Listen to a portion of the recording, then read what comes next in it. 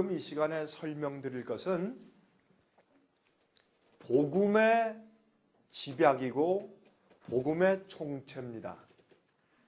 이것만이 성경에, 이것만이 하나님께서 우리를 어떻게 구원하시는가에 대한 청사진이다 라고 설명하십니다. 자, 그것이 무엇인지 우리 같이 좀 연구할 텐데, 그것은 성소제도입니다. 옛날에 이스라엘 백성들과 유대인들에게 하나님께서 성소를 주십니다. 근데 이 성소를 왜 주셨느냐? 우리 그것을 이해하면 많은 것들이 풀립니다. 하나님께서 우리를 구원하실 때 어디서 구원하시는가 하면 우리의 죄로부터 구원하시는 것입니다. 그런데 하나님과 우리 사이를 내는 것은 죄라 그랬어요. 죄가 하나님과 우리 사이를 내었다. 그러면 이 죄의 문제가 해결돼야 구원입니다. 그런데 잘못된 복음은 어떻게 죄를 뒤집어 씌워서 구원하는데, 하나님의 방법은 그보다 훨씬 좋습니다.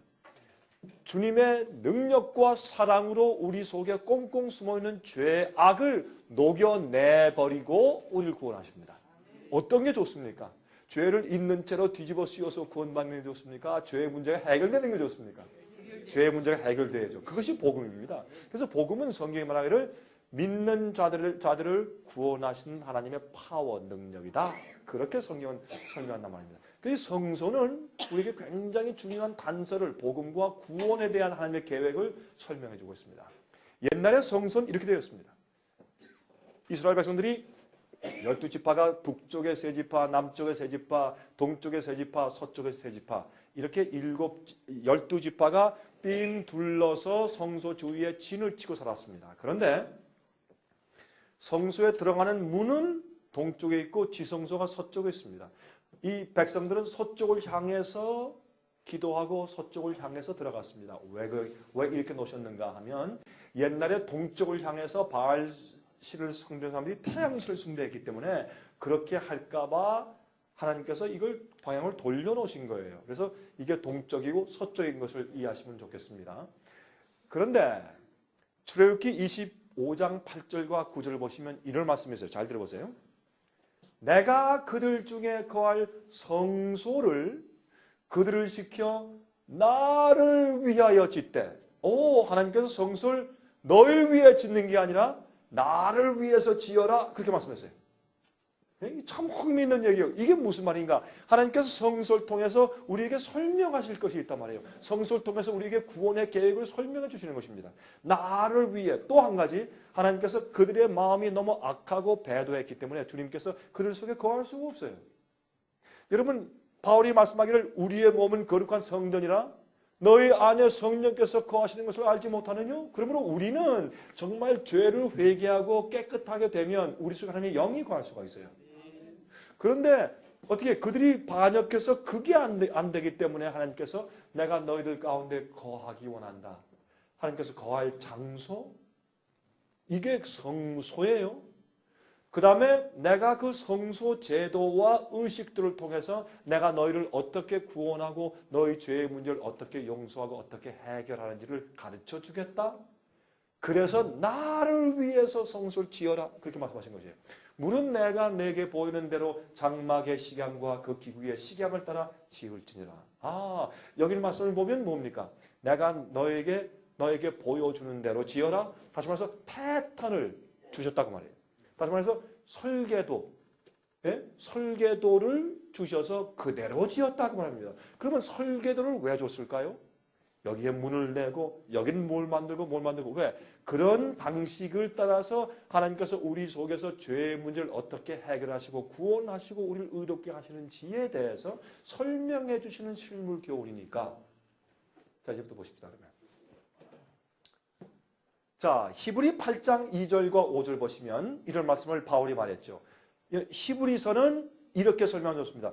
Better than, 이런 말로 설명하면 딱 적당해요. 히브리서는 예수님에 대해서 설명하고 성소 문제를 설명하는 얘기거든요. 히브리서는 왜 히브리서냐? 그 당시에 주데익 크리스천, 유대인들이었지만은 예수님을 메시아로 받아들이고 그리스도인 된 사람들에게 문제가 생겼어요. 무슨 문제가? 예루살렘 성전이 파괴돼 버려. 그러면 내가 어디를 향해서 기도하고 어디를 향해서 예배를 드리나 하는 문제가 생겨버린 거예요. 그래서 바울이 뭘 얘기해요? 이제 그 걱정하지 마시오. 지상 성소는 이제 하나의 모본으로 신뢰로 패턴으로 우리에게 보여주고 가르쳤다가 이젠 지상 성소에 할 일을 그치고 진짜 이것이 하늘에 있는 성소로 옮겨갔어. 왜? 예수님이 이 땅에 계시지 않고 부활 승천해서 하늘 성소로 들어가셨으니까. 히브리서는 예수님께서 부활하고 승천해서 하늘 성소의 아버지 앞에 나타나시고 그래서요. Heavenly Sanctuary 아니면 Heavenly Temple에 나타나셨다고 설명해요. 그러므로 이 성소는 예수님의 사역을 상징해요. 성소들은 예수께서 이 땅에 오셔서 우리를 위해서 십자가 돌아가시고 어떻게 우리 죄를 사하시는가 하는 예수님의 지상 사역을 설명해 주는 것이 성소의 뜰이요. 그 다음에 성소 안에 들어가서 성소 첫째 칸과 두 번째 칸은 하늘에서 예수님께서 우리를 구원하기 위해서 중보 사업하시고 정결 사업하시는데 그게 무슨 사업을 도대체 뭘 하시는 거냐라는 것을 설명하시는 장면이 그것이 바로 이 히브리서의 가르침이에요. 그래서 그걸 어떻게 얘기해요? 1장에 와서 서론 있고 2장에 뭘 얘기해요? 예수님은 천사보다 나으시고 천사 중 누구에게 오늘날 내가 너를 낳았다 너는 내 아들이라 라고 말했느뇨. 그렇게 설명해요. 그러니까 예수님은 천사보다 나은 분이요. 또 나가면 어떻게 진짜 양보다 더 나은 제물이요. 예수님 자체가 유월절 양이요. 성소에서 양을 잡는 것은 예수님 메시아에 대한 상징이었다. 그렇게 설명해요. 또 나중에 더 나가면 뭐라 그래요? 예수님은 대제사장보다 더 나은 대제사장이요. 이 제사장이 하나님 보좌 우편에 있으니 우리가 어떻게 해요? 그 대제사장을 잘 명상하고 앞에 나가자. 그렇게 설명해요. 예수님은 또 성소 자체보다 더 나은 성소요. 예수님 자체가 성소요. 예수님을 설명하기 위해서 주신 것이 성소요. 이렇게 설명해 나가는 것이 히브리서예요. 이 히브리서는 예수님을 말하면서 성소를 설명하는 것이 히브리서인데 거기에 바울이 설명하기를 성소와 참 장막에 부리는 자라 예수님이죠. 이 장막은 주께서 베푸신 것이요 사람이 한 것이 아니라 왜요? 하늘 성소니까. 사람이 만든 게 아니에요. 저희가 섬기는 것은 이 땅에 있는 성소는 하늘에 있는 것의 모형과 그림자라 하늘에 있는 것을 하나님께서 보여주실 때 모세가 그 패턴을 따라서 지상 성소를 지은 것이다. 그런 뜻이죠. 모세가 장막을 지으려 할 때 지시하심을 얻음과 같으니 가라사대 삼가 모든 것을 산에서 내게 보이던 본을 쫓아 지으라 하셨느니라. 그러니 이 땅에 있는 성소는 하늘의 성소에 있는 복사품이다. 그 말입니다. 적게 그러나 같은 패턴에 의해서 지으라. 왜? 내가 그 안에 좀 거해야 되겠다. 그리고 그 안에 있는 모든 의식통을 통해서 내가 너희를 어떻게 죄로부터 구원하는지 나의 구원의 계획을 너에게 알려줄 것이라 라고 지으라고 하신 것이 성소예요. 그러므로 저는 책을 쓸 때 어떤 말을 하느냐. 이 성소는 하나님의 유일한 구원의 청사진이다. 그렇게 제가 제목을 붙이는 것입니다. 왜? 성소는 이 제도 통해서만 하나님께서 정말 우리를 어떻게 구원해 내시는가를 보여주시는 것이기 때문에 그렇습니다. 그런데 여러분, 여러 목사님들, 여러분들이 교회에서 지금까지 이 성소에 대해서 얼마나 성경을 가르치고 설교해 보셨습니까? 거의 안 하셨죠? 왜요? 이 중요성을 잘 이해하지 못하거나 이런 연구가 너무 부족하기 때문에 그렇습니다. 오늘 제가 이 성소 문제를 이 1시간 동안 다 설명드릴 수가 없습니다. 저는 이거 설명할 때 한 20시간 걸려야 합니다.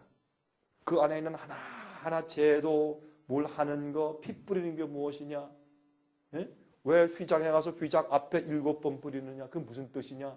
양을 잡을 때 왜 그렇게 하느냐? 양의 가죽을 왜 벗기느냐? 왜 그 배를 째서 그 내장을 다 꺼내서 물에 씻느냐? 이게 무슨 뜻이냐? 이거 하나하나 대속죄이 뭐냐? 아사셀 염소가 누구냐? 왜 그를 광야에 보내느냐? 이런 모든 것을 하나하나 가르치려면 한 20시간 있어야 가르쳐요. 근데 제가 여러분은 목사님들이시니까 제가 간단하게 줄여서 설명을 드릴 테니까 이것이 여러분들에게 동기 유발이 되어서 집에 돌아가셔서 여러분 성소 문제를 연구하신 다음에 이것을 가지고 가르쳐 보십시오. 은혜가 충만해. 성령이 교회에 임해요. 사람들이 회개해요. 여러분 저는 처음에 레위기서를 읽을 때 제 젊을 때 참 지루하더라고요. 무슨 죽이고 뭐 벗기고 뭐 어디 가서 피를 뿌리고 또 뭐 어떻게 뭐 각을 뜨고 그래서 아유 지루하고 뭐 처음에 제가 배울 때 아유 참 싫었습니다. 근데 나중에 알고 보니까 너무나 감동적인 것이요. 여러분 여기에 보면 레위기서는 뭘 말해요? 하나님께서 우리를 구원하시는 제도를 말해요. 그래서 구약 성경의 복음서가 레위기예요. 여러분 레위기서에 문둥병자가 나왔을 때 어떻게 했어요? 참새 2마리를 가져와라. 한 마리는 목을 비틀어 죽여서 피를 받는데 이 옹기 그릇에 피를 받아가지고 그 어떻게 해요? 그 피를 갖다 산새에게 뿌려. 그리고 그 피를 어떻게 흘러가는 시냇물에 부어요. 피가 흘러가서 피가 생명의 구원의 피가 물 따라서 온 세상에 퍼지는 것을 상징했어요. 주님의 보혈의 피가 온 세상에 퍼져요. 그 다음에 산새의 피를 뿌려가지고 산새를 날려보내. 거기에 또 뭘 가지고 홍색실과 무슨 나무예요? 썩지 않는 나무. 그 뭐지? 예? 조각목 말고 백향목. 백향목은 예수님의 상징이에요. 왜? 백향목은 썩지 않고 벌레가 먹잖아요. 예수님께서 나무처럼 인간이 되어서 이 땅에 왔지만 왜? 성경의 나무는 인간이라고 상징했으니까. 나무가 돼서 오셨지만은 예수님의 생애 가운데 죄가 예수님의 침투 못해서 죄 없는 생을 사셨어요. 백향목과 그걸 감았어요. 홍색실로 거기에 피를 흘리신단 말이에요. 우술초로 그 피를 적셔가지고 또 뿌리고 우술초는 뭐예요? 이 식물 가운데 가장 작은 풀이요. 예수님께서 하늘의 왕이 미천한 인간이 되셔서 말구 위에 놓으셨어요. 우술초가 되신 것이에요. 거기에 피를 찍어서 뿌렸어요. 예수님의 피가 뿌려질 때 우리 양심이 깨끗해지고 우리 구원받는 것이 아니에요. 그걸 다 레위기서는 기가 막힌 상징의 책이에요. 그런 다음에 산새를 날려보내면 그 참새가 파닥거리고 날아갈 때 거기에 묻힌 피가 공중 위에 뿌려져요. 온 세상에 예수 그리스도의 피의 보혈의 능력이 물로 내려가고 하늘의 공기에 퍼지는 것은 이 세상의 편만한 것을 상징해서. 그러므로 여러분 어떻게 해요? 문둥병자가 나왔을 때 성경의 문둥병은 죄의 병으로 상징했어요. 죄의 병이 나왔을 때 거기에 피를 뿌려서 죄의 병이 나았다고 인정해줘요. 문둥병자가 나왔을 때. 문둥병은 썩는 병이요. 죄가 우리 속에 들어가면 우리의 품성이 썩어요. 악해지는 것이에요. 그래서 로마서 7장에 바울이 말하기를 내가 선하게 주님의 율법을 지키며 살려고 하는 내 속에 악이 나와 함께 있습니다. 그랬어요. 그 악을 주님의 성령의 은혜로 제어하지 않으면 우리가 썩는 거요. 냄새가 나는 것이요. 악이 나와 함께 해서 자꾸 악을 향해서 만드는 것이요. 그러면 이런 것을 가만히 보면 레위서가 기가 막혀요. 이게 다 상징인데 복음서라고 말이에요. 그러므로 이 땅의 성소는 하늘에 있는 성소에 하나님께서 우리를 어떻게 구원하시는가는 하는 주님의 역사를 우리에게 설명하기 위해서 모본으로 패턴으로 지어주신 것이라 말입니다. 복사판으로. 네? 시편 77장 13절에 보세요. 하나님이여 주의 도는 극히 거룩하오니 하나님과 같이 큰 신이 누구오니까. 참 제가 답답한 것은 한국말 성경이나 중국말 성경이요. 어떤 때 번역이 좀 부족해. 번역이요. 자유주의 번역에 약간 좀 잘못된 서부의 복사판을 가지고 번역한 것들이 좀 있기 때문에 어떤 건 좀 부족해요. 이 번역은요. 영어 성경에 킹제임스 성경에 영어 성경에 킹제임스 성경에 시편 77장 13절 영어로 Thy way, O God, is in the sanctuary. 오 하나님이시여 당신의 길이 당신의 도가 성소에 있나이다. 그렇게 원래 기록된 거예요. 이걸 갖다가 어떻게 해요? 성소를 the most holy 정말 거룩한 곳이라 해가지고 어떻게 해요? 주의 도는 극히 거룩하시오니 이렇게 번역했지만 사실 원래 원어의 뜻은 그것이 아니라 하나님이시여 당신의 도와 길이 구원하는 길이 방법이 거룩한 곳에 있습니다. 성소에 있습니다. 그렇게 번역해야 올바른 번역입니다. 구원의 유일한 하나님의 청사진이에요. 여러분 이 성소를 보면 십자가가 보여요. 성소의 모든 것은 예수님을 상징합니다. 출애굽기 3장 1절부터 5절 보세요. 여러분 이 성경 전체가 성소 문제로 기록된 것이에요. 창세기에 범죄한 다음에 하나님께서 그 아담과 해와에게 무슨 옷을 입히셨다? 가죽옷을 입히셨다. 그거는 동물을 죽여서 잡아야 가죽옷이 생기죠. 그러니까 예수님께서 처음부터 성소제를 설명해서 내가 너희를 어떻게 구속하고 어떻게 용서하고 어떻게 구원한다는 걸 설명해 주신 거예요. 아담과 해와에게. 자, 그 다음에 보세요. 또 보세요. 요한계시록에 제일 처음에 뭐가 보여요? 제일 처음에 인사한 다음에 자기가 어떻게 해요? 이제 밤모습에 있을 때 뒤에서 요한아 하니까 요한이 뒤를 돌아다 보매 인자 같은 이를 보았는데 왜 인자 같은 이요? 자기가 본 예수하고 좀 달라. 영광의 몸으로 광채의 몸으로 변해 있으니까 인자 같은 이를 내가 보았는데 어디에서 왔다 갔다 해요? 일곱 촛대 사이에 왔다 갔다 해. 여러분 일곱 촛대는 어디에 있어요? 성소에 있어요. 성소, 지성소, 첫째 칸은 성소고 둘째 칸은 지성소죠. 성소뜰. 성소뜰에서 첫째 칸에 들어가면 성소에 일곱 금초대가 있죠. 예? 그러면 예수님께서 일곱 금초대에 왔다 갔다 해. 이건 뭘 말하는 것이요? 예수님이 십자가에 돌아가시는 예수님의 지상사역은 성소뜰에서 설명해 준 것이고 부활하고 승천하고 하늘에 올라가신 다음에 무슨 사역을 하시는 것이요? 성소 첫째 칸 사역을 하세요. 그걸 우리가 알려주기 위해서 일곱 금초대 사이에 왔다 갔다 하시는 모습으로 설명되어 있잖아요. 요한계시록에. 근데 요한계시록 끝에 가면 22장 가서 보세요. 무슨 말씀이 나와요? 내가 보니 하늘에 성소가 보이지 않더라. 왜요? 죄의 문제가 다 해결됐으니 더 이상 성소가 필요 없어. 성소는 우리 인간들에서 지구에서 죄의 문제를 해결하기 위해서 행하시는 것이기 때문에 죄의 문제가 다 해결되고 악인이 다 없어지고 마귀도 없어진 다음에 의인들만 있을 때 더 이상 성소가 필요 없어요. 왜? 죄가 없으니까. 내가 보니 성소가 간 데가 없더라. 성소가 보이지 않더라. 그래서 성경을 전부 다 성소로 풀어야 돼요. 하나님의 구속의 역사를 풀면 아주 정확해요. 여러분 이렇게 제가 힌트를 드릴 테니까 여러분 집에 들어가서 연구해 보시라고. 거기에 무궁무진한 설교 재료가 나와요. 어떤 데 여러분 설교 재료가 안 생겨서 막 전전긍긍하죠. 여러분 주일날 전까지 밤까지 막 하여서 이번에 설교 뭐 하지 생각 안 나서 막 뛰고 그럴 때 있습니까 없습니까? 저도 해봐서 알아요. 그래서 있어요. 근데 성경을 보면 성소 속에서 얼마나 많은 무궁무진한 진리가 나오는지 몰라요. 여러분 레위기서를 똑바로 이해하고 성소 이해하면요. 여러분 3년 설교 재료가 나와요. 3년 설교. 아무것도 안 하고 성소만 설교도 3년 동안 설교할 수 있어요. 기가 막혀요. 은혜가 충만하고 성령이 임해 교회 사람들이 회개하고 성소를 똑바로 설명하면.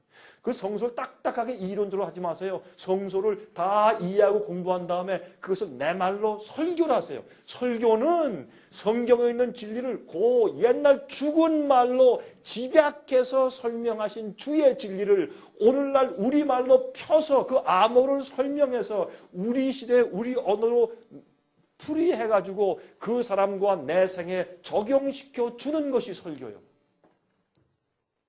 그렇게 해보세요. 얼마나 힘이 있는가. 자, 출애굽기 3장 1절 5절 이것도 성소 문제예요. 보세요. 모세가 그렇죠? 다 읽지 맙시다. 다 아시니까 호렙산에 올라갔는데 호렙산이 시내산 그 다른 또 한 봉우리 아니에요? 호렙산에 올라갔는데 거기 뭐가 있어요? 여호와의 사자가 떨기나무 불꽃 가운데서 그에게 나타나시니라. 그가 보니 떨기나무에 불이 붙었으나 사라지지 아니하는지라. 이에 가로되 내가 돌이켜 가서 이 큰 광경을 보리라. 이게 뭐예요? 관광차 간 거예요. 관광차. 그만에 take a look, sightseeing. 관광 버스 타고 지금 간 거예요. 어떤 의미에서. 그만큼 모세가요. 예? 40년 동안 광야에 살면서 겸손해졌어. 자기의 힘과 자기의 전략으로 이스라엘 백성을 애굽에서 출애굽시키려고 하다가 그만 잘못 실수하고 사람을 죽인 다음에 도망을 쳐가지고 40년 동안 양을 치고 나니까 겸손해졌어요. 나중에 하나님께서 모세야 너 가서 내 백성을 인도해내라. 나는 말할 줄을 모릅니다. 그 말은 진짜였습니다. 그렇게 모세가 자기 혈기로 하려고 하다가 겸손하게 내려앉았을 때 주님께서 됐다. 모세야 이제 너를 쓸게. 주님 전 이제 일할 수 없는데요. 아니야. 내가 널 보낸다. 그렇게 모세를 쓰셨죠? 가끔 우리는 혈기로 교회 일을 하려고 그래? 아니에요. 성령으로 하고 예수님의 품성은 겸손과 온유. 나는 온유하고 겸손하니.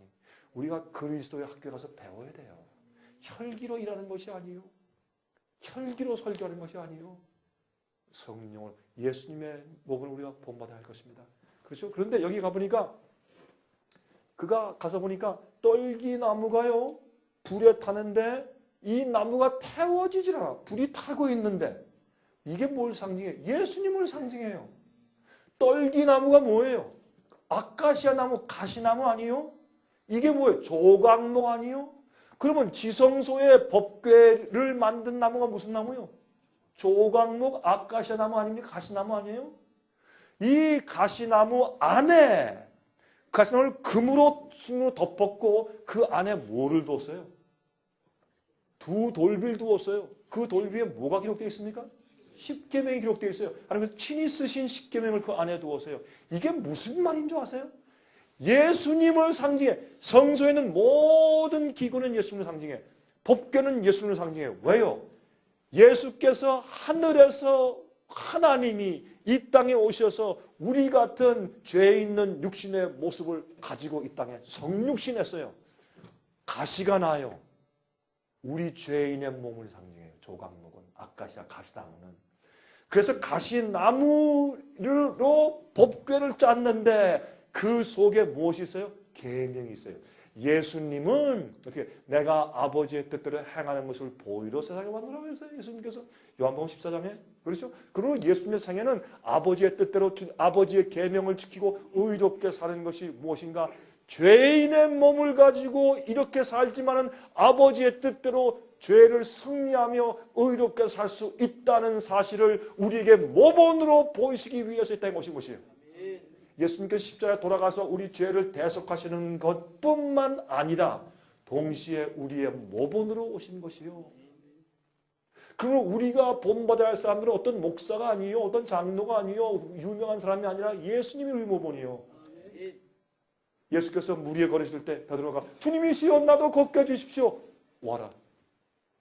사람이 물 위에 걷는 것은 불가능한 것이 이상한 것이요. 그건 비정상인 것 같아요. 그러나 와라. 베드로가 물 위에 걸었어요. 그가 예수님께 눈을 뗐을 때 빠졌어요. 그러고 뭘 말해줘요? 사람이 기적을 경험할 수 있다. 물 위에 걷는 것은 비과학적이에요. 우리 죄의 본성을 타고난 죄인들이 의롭게 사는 것은 불가능해요. 비과학적이에요. 비생물학적이에요. 그러나 예수께서 나도 걸었으니 오라. 믿음을 가지고 주께서 오라 그랬으니까 알겠습니다 주여 하고 걸으면 되는 거예요. 주께서 말씀하기를 나도 너를 정죄치 않노니 가서 다시는 죄를 짓지 마라. 너희가 나를 사랑하면 내 계명을 지키라.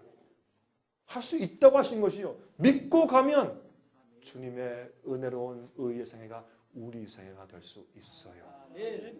이거를 보여주신 것이 성소인데 여기 가시떨기람에 불이 타. 예수님의 인성 속에 뭐가 있어요?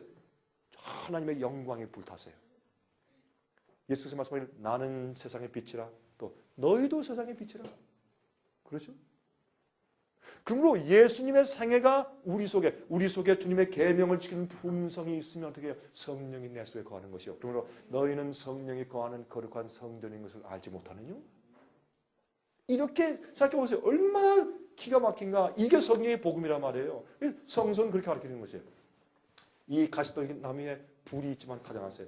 예수님의 여러분 죄인은 하나님의 쉐키나 영광 앞에 서면 다 죽어요. 그래서 범죄한 다음에 아담과 헤아를 에덴 동산에서 내쫓았어요. 거룩한 영광 앞에 더 이상 살 수가 없기 때문에 그 생명을 보존하시려고 하신 것이 그 은혜요. 내쫓은 것은. 그런데 예수님은 죄가 없으셨어요.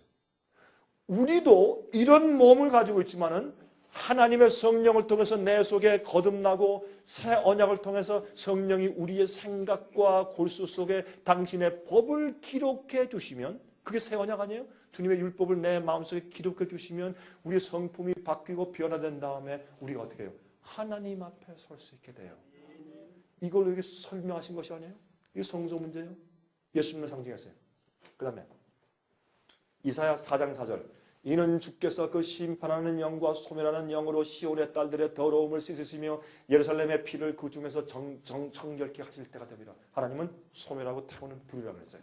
이사야 33장 14절 15절 시온의 죄인들이 두려워하며 경건치 아니한 자들이 떨며 이르기를 우리 중에 누가 삼키는 불과 함께 거하겠으며 하나님이죠. 우리 중에 누가 영영이 타는 것과 함께 하리요 하도다. 오직 의롭게 행하는 자, 정직히 말하는 자, 토색한 재물을 가증히 여기는 자, 손을 흔들어 뇌물을 받지 아니하는 자, 귀를 막아 피 흘리려는 꾀를 듣지 아니하는 자, 눈을 감아 악을 보지 아니하는 자, 그들이 타는 불 같은 하나님의 쉐키나 영광 앞에 살 수 있다고 말이에요. 의롭게 된 자. 히브리 12장 28절 29절 그러므로 우리가 진동치 못할 나라를 받았은즉 은혜를 받자 이런 말미암아 경건함과 두려움으로 하나님을 기쁘시게 섬길지니 우리 하나님은 소멸하는 불이십니다. 죄를 품고 하나님 앞에 설 수가 없다고 말이에요. 성소는 우리 속에서 죄의 문제를 해결해 주신다 그 말입니다. 레위기 10장 1절 2절 아론의 아들 나답과 아비후가 각기 향로를 가져다가 여호와의 명하시지 않은 다른 불을 담아 여호와 앞에 분향하였더니 불이 여호와 앞에서 나와 그들을 삼킴에 그들이 여호와 앞에서 죽은지라. 다른 불. 성소에서는 어떤 불요? 번제단에서 양을 번제를 태우는 그 거룩한 번제단에서 태우는 그 불을 갖다가 성소 안에 들어와서 분향단에서 향을 피우는 불로 사용하라 딱 명령했어요. 예수님의 십자가의 보혈을 이해하고 전적으로 회개한 그 거룩한 마음의 심령의 불을 가지고 목사일을 해야 돼요. 그거 안 하고서 비즈니스적으로 인간적으로 다른 불을 갖다가 태우면 하나님께서 그 사람 태우세요. 그렇죠? 그 제사장을 나답과 아비를 어떻게 했어요? 그들이 부엌에서 쓰는 구운 불 때는 불을 갖다가 향단에 피워서 지성서 불이 나와서 그들을 태워버렸어요. 이걸 뭘 상징해요? 이건 옛날에 있던 일이지만 우리에게 교훈으로 주신 것이에요. 너희가 다른 불을 가져오면 안 된다. 성소제를 통해서 설명한 복음의 참불, 성령의 참불을 가지고 거기에서 제사장 노릇해라. 그렇게 말씀하시는 것이죠. 자, 이사야 59장 1절 2절 너희 죄악이 너희와 너희 하나님 사이를 내었고 너희 죄가 그 얼굴을 가리워서 너희를 듣지 않으시게 하미니 여호와의 손이 짧아 구원치 못하심도 아니요 귀가 둔하여 듣지 못하심도 아니라 죄 때문에. 그 죄를 해결해야 우리가 하늘 가요. 네. 죄의 문제는 우리 마음 속에 있는 병이에요. 죄는 병이에요. 질병이에요. 그걸 고쳐야 돼요. 마음 속에 있어요. 밖에 있는 게 아니에요. 죄의 문제를 해결하기 위해서 하나님께서 세 가지 단계를 주셨어요. 그게 성소제도예요. 세 가지 계단이 뭐예요? 첫 번째, 성소 뜰의 경험. 두 번째, 성소의 경험, 첫째 칸의 경험. 세 번째, 지성소의 경험, 둘째 칸의 경험. 이 세 가지 단계를 통해서 하나님께서 우리 마음속에 꽁꽁 숨어있는 죄를 녹여내시는 겁니다. 어떻게? 그걸 설명한 것이 성소제도예요. 시내산에서 영광 가운데 모세가 어떻게 해요? 성소제도를 일러주셨어요. 왜? 그들이 어떻게 해요? 계명을 주시면서 이것을 지키겠느냐? 이 계명을 지키면 너희는 특별한 나라가 되고 내가 너희 하나님 되고 너희 내 백성 될 것이라. 너희가 세상에서 나의 제사장 나라 될 것이라. 그때 뭐라 그랬어요? 무서워서 아이고 하나님 말씀하지 마십시오. 무섭습니다. 우리 지키겠습니다. 그랬어요. 그렇게 지켰습니다 해놓고 나서 모세가 십계명 받으러 올라갔을 때 그동안에 뭐 했어요? 그 밑에서 금송아지 만들어서 숭배했잖아요. 왜? 그들은 계명을 지킬 마음과 성품이 준비가 안 돼 있어. 거듭나지 못했어요. 그때 주님께서 그들의 죄를 속하시고 그들을 어떻게 죄로부터 구속하시기 위한 것을 설명하셨는데 그것이 성소란 말이에요. 자, 성소는 이렇게 되어 있어요. 성소뜰, 성소, 지성소. 자, 보십시오. 밤에도 24시간 동안 번제단에 번제물이 타야 돼요. 24시간 동안 아침에 번제 하나, 저녁 때 하나 해서 24시간 동안 그 연기가 계속 올라가야 돼요. 그건 예수님의 돌아가신 속죄의 은혜와 속죄 피가 24시간 동안 항상 우리를 두르고 있다는 것을 상징합니다. 사람들이 잘 때도 아침에 일어나서 성소를 향해서 기도를 드렸어요. 성소를 향해서. 예? 하나님께서 예수께서 당신의 피의 보혈 가지고 하늘에 올라가서 우리는 항상 피의 보혈의 구속의 은혜가 항상 우리에게 다가올 수 있어요. 성소는 밖에 성소 문이 있어요. 그 문은 다 휘장이에요. 휘장의 색깔이 뭡니까? 홍색, 청색, 자색. 홍색은 예수님의 피를 상징하고 청색은 하늘의 거룩한 왕족의 아니요. 청색은 순종이에요. 순종. 계명을 순종하는 게 천색이에요. 옛날에 이스라엘 백성들과 유대인들이 어떻게 했어요? 옷 깃에 소매에 또한 그 옷의 저 밑에 단에 끝에 단에 뭘 달았어요? 청색 수를 달았어요. 그게 뭐예요? 걸을 때 청색. 이건 뭐냐면 하나님의 계명의 순종. 이것을 상기시키기 위해서 청색 수를 달라고 했어요. 성경에서 청색은 순종을 상징해요. 붉은색은 예수님의 보혈의 피를 상징해요. 그러면 청색과 보혈의 피를 빨간색을 합치면 무슨 색이 돼요? 자주색. 그래서 여기에는 빨간색, 청색, 자주색으로 색깔로 짰어요. 그 휘장. 이게 휘장의 무늬죠. 예수께서 말씀하기를 예수님의 육체는 성소의 뭐라? 휘장이다. 그 휘장을 통해서 하나님께 나가는 겁니다. 예수님의 육체 십자가 돌아가심을 통해서 하나님께 나가는 것이죠. 자, 그래서 이렇게 좀 되어 있고 그 다음에 뭐예요? 그 주위에 구척되는 높은 흰 외부 벽, 성소뜰의 바깥의 벽, outer wall, 벽. 이게 하얘요. 그래서 죄인이 나갈 때 이렇게 보면은 성소 안이 안 보여요. 하얀 벽만 보여요. 하얀 천으로 깨끗하게. 왜? 내가 이게 삭감한 죄인인데 내가 죄를 회개하고 고백하고 저 안에 들어가기만 하면은 나는 깨끗한 하나님의 의로 감싸질 수 있구나. 초청하시는 것이요. 또 갈 때 보면 연기가 계속 올라오고 있어요. 그건 뭐예요? 주님께서 초청하시는 것이요. 내 죄가 주홍같이 빌글지라도 내가 하얗게 내가 흰 눈처럼 내가 씻겨준다. 또 와서 회개해. 그럼 내 죄가 다 연기처럼 올라가 버린다. 타버린다. 초청하시는 것이요. 그리고 성소 위에 계속 하나님의 셔크라 영광의 구름이 항상 들어져 있어요. 그게 성소에서 죄인들을 초청하는 것이에요. 거기에 성소 뜰에 번제단이 있어요. 그 다음에 물두멍이 있어요. 그 다음에 성소 첫째 칸 안에 들어가면 7 금초대가 있어요. 오른쪽에 떡상이 있어요. 그렇죠? 중간에 분향단이 있어요. 이것은 전부 다 우리의 구원의 경험을 설명해 주시는 것이요. 네? 이걸 제가 다 설명하려면 시간이 없기 때문에 이렇게 설명할게요. 성소뜰에 있는 번제단과 물두멍은 뭘로 만들었습니까? 놋으로 만들었어요. 놋은 합금이요. 동과 주석을 합치면 놋이 돼요. 그거는 우리가 처음에 주 앞에 나갈 때 완전히 회개한 상태가 아니에요. 나누어진 마음이에요. 그러나 어떻게 해요? 거기서 회개하면 성소 안에 들어가면 성소 안에 있는 모든 것들이 순금이야. 순금은 뭐예요? 재련소에 들어가서 찌꺼기를 다 내보내고 금이 나오는 것이요. 그것은 우리 죄를 다 회개하고 고백한 다음에 정결케 피로 정결케 된 다음에 나가서 주님과 동행하는 것이요. 동행할 때 들어가면 그 속에 뭐가 없어요? 창문이 아무것도 없어요. 그 속에 있는 빛은 뭐만 있습니까? 예? 성소에 7 금초대밖에 없어요. 그러면 우리가 회개한 다음에 주님과 동행할 땐 우리 마음 가운데 빛으로 주는 것은 뭐밖에 없어요? 성경 말씀밖에 없어요. 주의 말씀은 내 발의 등이요 내 길에 빛이니이다. 7 금초대는 주의 말씀을 상징해요. 오른쪽에 떡상에 떡이 있어요. 그 떡은 12덩이가 쌓여 있어요. 주의 백성들에게 다 나눠주는 거. 근데 그 떡이 뭘 상징해요? 예수께서 말씀하기를 나는 하늘에서 내려온 생명의 떡이다. 그렇죠? 주의 말씀, 예수님을 상징해요. 그리고 우리가 거듭난 다음에 우리 생애를 비춰주는 모든 진리는 성경 진리밖에 없어요. 그 다음에 나를 어떻게 해요? 내가 계속 성장해 나가고 내가 여행길을 갈 때 먹어야죠.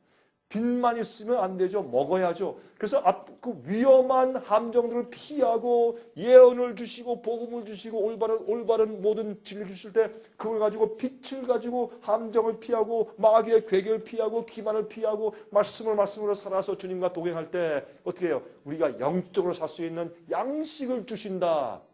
말씀으로. 그래서 전부 다 말씀을 상징하는 거예요. 성소의 경험이요. 거듭난 자가 주님과 동행하는 경험이요. 에녹이 300년 동안 주님과 동행하니라. 동행할 때요, 항상 아주 뭐 높은 뭐 경지에서 말이죠, 어떤 꿈꾸고 계시받는 그런 상태 동행한 게 아니라 매일 일하면서 목수질하고 요리하고 가서 일하고 어떤 데는 돈 벌 때도 있고 그렇죠? 이렇게 좀 하면서 이것저것 농사도 짓고 먹기도 하고 아이 교육시키고 옷을 만들고 옷을 뭐 목욕도 이런 매일매일 생활에서 뭐 어떻게 했다? 하나님과 동행했다. 말씀대로 살았다. 그게 에녹 아니에요? 나중에 300년 지나니까 좀 상징으로 말하면 하나님께서 한 번 문을 열고 보시니까 바로 그 예루살렘 성전 문 앞에 와 있어. 너 여기까지 왔구나? 그래. 그러면 아예 들어와라.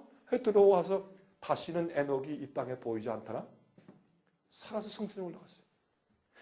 엘리야도 살아서 성전에 올라갔어요. 왜요? 죄의 문제가 살아있을 때 해결돼 버렸어요. 왜 그게 불가능해요? 에녹도 하고 엘리야도 살아서 승천했는데 죄에 있는 자는 하나님을 배울 때 다 죽어요. 죄의 문제가 해결됐으니 하늘에 살아서 승천한 거 아니에요. 성경이 그걸 말하고 있어요. 마지막 시대에 14만 4천은 죽음 맛보지 않고 살아서 하늘에 승천할 것이요. 그들은요 하나님 앞에서 입에 거짓말이 없고 흠이 없다고 성경은 말해요. 이게 복음은 번제단에서 끝나는 게 아니에요. 성수에 들어가고 지성수에 들어가요. 아니면 셰키나 영광 앞에서 법궤의 위에 뚜껑에 있는 그것을 뭐라 그래요? 시은좌, mercy seat. 거기 셰키나 영광이 하나님의 광채가 바래요. 거기서 하나님의 은혜가 우리에게 나오는 것이요. 근데 하나님께서 뭐라 그랬어요? 모세에게 모세야, 내가 너를 이 시은좌에서 만나겠다 그랬어요. 우리가 하나님 만나는 것이 어디요? 시은좌, 지성소 아니요. 결국은 주 앞에 서서 우리가 다 심판받아야 돼. 여러분 이사야 1장에 말씀하기를 모든 사람들을 심판으로 구속하시고 그랬어요. 심판을 통하지 않고 아무도 구원받을 자가 없어요. 하나님께서 우리 마음을 심판하시고 테스트하셔야 돼요. 정말 회개했는지, 진짜 주님을 사랑하는 건지, 진짜 굴복한 의인인지 주님께서 모든 걸 심판하시는데 마지막 시대는 짐승의 표의 환란을 심판하세요. 다 테스트하셔요. 우리 똑바로 하십시다. 분향단은 뭐예요? 우리가 연약해 쓰러지고 부족할 때 주님께서 중보 기도로, 중보는 사람들이 오해해요. 중보는 우리가 회개할 때 당신의 피를 적용시켜서 구원하시는 것도 중보지만은 우리를 대신해서 기도하시니까 중보죠. 또 중보의 반쪽은 뭐냐? 우리가 연약하여 못할 때 주님께서 성령을 보내시고 천사를 보내시고 진리로 가르치셔서 우리를 도와주시는 것이 중보예요. 그래서 우리가 어떻게 해요? 때를 따라 돕는 은혜를 얻기 위하여 담대하게 어디에 나갈지니라? 은혜의 보좌 앞에 나갈지어다. 주님께서 그러세요. 예수님께서는 모든 일에 한결같이 우리와 한결같이 시험을 받으신 자로되 죄는 없으시니라. 또 예수님께서는 그래서 우리를 어떻게 도와줄지를 아시며 그게 대제사장 그게 중보 아니에요? 예수님께서 이 땅에 오셔서 우리 같은 시험과 유혹을 다 당해보시고 마귀의 공격 다 당해보시고 승리하셨기 때문에 여러분과 저를 어떻게 도와줄지를 아신단 말이에요. 이게 중보예요. 이걸 가르치셔서 교인들이 용기를 얻게 할 텐데 아유 여러분 안 되죠. 우린 죄인이라 자연히 죄를 짓는 게 당연하죠. 우린 다 죄의 공장이에요. 저 어떤 목사 글을 보았더니 그 책에서 그랬어요. 우린 죄의 공장이니까 자연스러운 것이 죄를 짓는 것이다 그랬더라고요. 우리 죄의 공장이에요. 아유 참 이러니 어떻게 그 백성들이 구원받겠어요. 죄의 공장이었죠. 근데 의의 공장이 되어야죠. 주님의 능력으로. 여러분 죄를 짓기 때문에 죄인이요 죄인이니까 죄를 짓는 것이요. 여러분 잘 대답하세요. 이게 굉장한 신학적인 기초예요. 이게 죄인이니까 죄를 짓는 것이요 죄를 지니까 죄인이요. 죄인이니까 죄를 짓는 거죠. 자, 이 문제는요. 여러분 참 여러분과 이것도 싸우려면 1시간 보내야 돼요. 그래서 싸울 시간이 없어요. 제가. 성경으로 얼마든지 증명이 되는데 그러면 우리가 죄를 안 지을 수 있어요? 안 지을 수 있어요? 없어요? 안 지을 수 있어요. 여러분 요한일서 3장에 뭐라고 그랬어요? 예? 하나님의 씨가 우리 속에 있으면 우리는 범죄하지 못한다고 되어 있어요. 거듭난 자는 그의 깨끗하신 것 같이 깨끗하게 된다는 말씀이 있어요? 또 뭐라 그랬어요? 우리를 죄에서 구속하기 위해서 오셨기 때문에 우리는 범죄치 않는다고 말을 했어요. 그러면 우리가 쓰러지고 실수하는 건 어떻게 해요? 의도적인 죄를 짓는 게 아니고 죄의 습관에 계속 빠지는 거, 죄의 습관이 있는 게 아니에요. 여러분들이 아직도 과거에 거듭나기 전에 가지고 있던 죄의 습관들의 종노릇해서 할 수 없이 맨날 끌려다니고 있다면 여러분들은 죄송하지만 거듭난 자가 아니에요. 거듭났으면 예수님께서 우리를 죄의 사슬과 그 파워에서 건져낸 다음에 우리가 거듭나는 거죠. 그게 거듭남이지. 옛날 죄에 계속 끌려다니면 그러면 거듭나기 전과 지금 똑같으면 무엇 때문에 구속해? 어디에서 무엇에서 우리를 구속하세요? 그게 뭐예요 그게? 하나님이 그렇게 파워가 없어요? 아니에요. 여러분 우리가요 죄인이기 때문에 할 수 없이 죄를 지을 수밖에 없는 것이 아니라 우리가 죄를 짓기 때문에 죄인이에요. 그렇게 이해하셔야 돼. 예? 옛날에 아담과 해와도 유혹받아 범죄했을 때 죄인 되었어요. 우리도 마찬가지요. 우리는요. 아니야 아담과 해와 다릅니다. 우리는 죄의 본성이 있기 때문에 자연히 죄를 지을 수밖에 없습니다. 그러면 주님께서 계명을 지키라고 그랬어요. 계명을 지키는 것은 죄를 안 짓는다 말하니 10계명 다 지키면 우리가 죄를 안 짓는 거예요. 맞습니까? 왜? 죄는 계명을 범하는 것이니까. 어기는 것이 죄니까. 불법을 행하는 자들아 내게서 떠나가라. 마지막 세 마태복음 7장 21절에 나오죠. 누구든지 주여 주여 하는 자마다 다 천국에 들어갈 것이 아니라 하늘에 계신 내 아버지의 뜻대로 하는 자라에 들어갈 것이라. 마지막에 그들이 내게 와서 주여 내가 주님의 이름으로 선지자 노릇하며 내가 주의 이름으로 목사했으며 주의 이름으로 설교했으며 주의 이름으로 권능 행했으며 주의 이름으로 귀신을 쫓았는데 나를 모르십니까 주여. 예수께서 말씀하기를 불법을 행하는 자들아 내게서 떠나라. 내가 너희를 도무지 알지 못한다. 불법이 뭐예요? 죄를 짓는단 말이에요. 죄는 법을 어기니까. 요한일서 3장에 뭐라 그랬어요? 죄는 불법이라. 죄는 계명을 어기고 범하는 것이 죄라. 그러면 계명을 지키라. 너희가 나를 사랑하면 내 계명을 지킬지어다. 그건 무슨 말이에요? 너희가 내 은혜를 통해서 너희가 죄를 승리할 수 있어. 이거요. 이 정설이 이게 받아들여지지 않잖아요? 그러면 예수는 십자가와 은혜만 강조하다가 모든 사람들을 죄 가운데 그냥 남아있게 만드는 설교만 해요. 여러분 똑바로 하십시오. 그리고 주 앞에 기도하십시오. 이렇게 가르쳐야 백성들이 회개하고 내가 잘못됐구나 그렇게 하지. 죄 가운데 평안하게 재우지 마시라 그 말이에요. 근데 이게 우리 힘으로 되는 게 아니에요. 우리 힘으로 어떻게 율법을 지키고 어떻게 죄를 승리해. 하나님께 간구하고 회개할 때 성령이 내 속에 내재하실 때 그게 자연이 되는 것이요.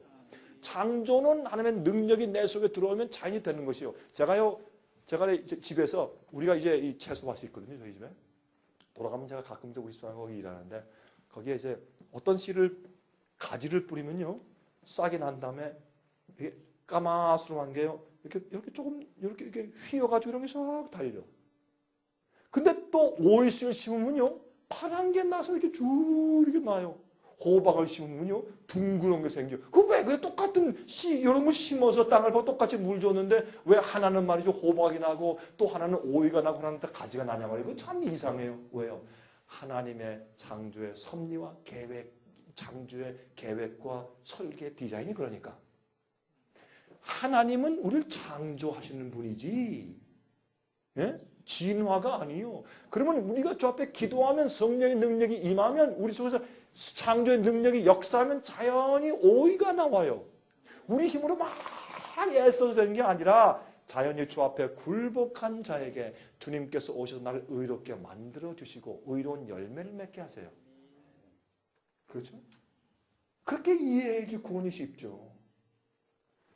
자, 보세요. 성소, 촛대, 떡상, 분향단, 지성소 들어갑시다. 지성소에 법궤, 그 위에 셰키나 영광에 있는 시운소, 두 그룹 천사가 있죠. 그렇죠? 법궤 뚜껑을 열어봅시다. 뭐가 있습니까? 두 돌비 십계명이 기록되어 있어요. 이것은 죄인의 몸을 썼지만은 그 속에 하나님의 계명을 가지고 계신 예수의 생을 상징해 또한 우리의 생을 상징해 보세요. 계명이 있어요. 아론의 쌍난 지팡이가 있어요. 죽은 자가 살아났어. 많은 지팡이에서 꽃이 났어요. 죽었던 우리의 죄의 본성 가진 죄인 속에서 의의 꽃이 펴 주의 능력으로. 또 뭐예요? 이것은 선지자를 상징해요. 다른 사람들 말고 내가 아론을 택했다 그랬겠어요. 제사장으로. 만나가 있어요. 매일 주시는 만나를 먹고 생명의 떡을 먹고 주님의 창조하신 마른 막대기에 꽃이 피가는 창조의 능력을 통해서 우리가 계명을 지키는 삶을 살 수 있다 그 말이에요. 법궤. 법궤는 영어로 뭐예요? Ark. Ark라고 하는 단어가 성경에 3번 쓰여졌어요. 어디에? 노아의 방주, Noah's Ark. 또 하나 어디예요? 모세가 어릴 때 숨겨서 갈대 상자를 집어넣고 떠내려 보낼 때 그때 그 상자를 Ark라 그랬어요. Ark. 그 다음에 지성소에 있는 법궤 Ark. Ark가 뭐냐? 그걸 방주로 해서 법궤 이렇게 따로 해석했지만 이 Ark라고는 원어의 뜻은 뭐냐면 어떤 것이나 물건이나 사람을 그 속에 태워서 다른 곳으로 날라다 주는 것이에요. 그 기구가 Ark요.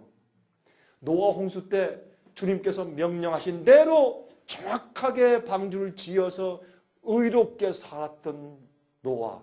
그래서 주님의 명령을 다 순종했던 노아. 그래서 당세대에 의롭다고 주님께서 칭해 주신 노아. 노아와 식구들을 방주 속에 들어가서 멸망당하는 세상에서 새 세상으로 옮겨준 것이 방주였어요.